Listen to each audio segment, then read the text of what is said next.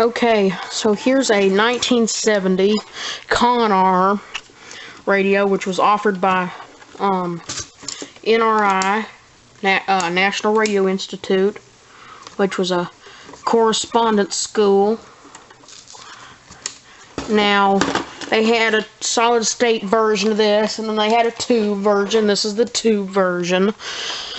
Anyway, it's a really thin metal chassis. Now, I heard something rattling around inside, and the ferrite loop stick antenna broke, and I'm like, well, these sellers don't know how to pack.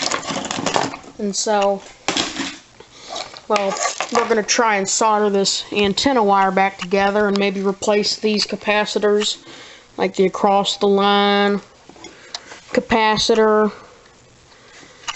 just in case.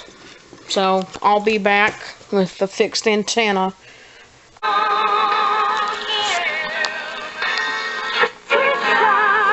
Hey, it's working.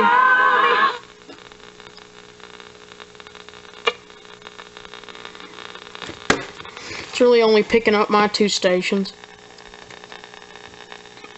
which is fine.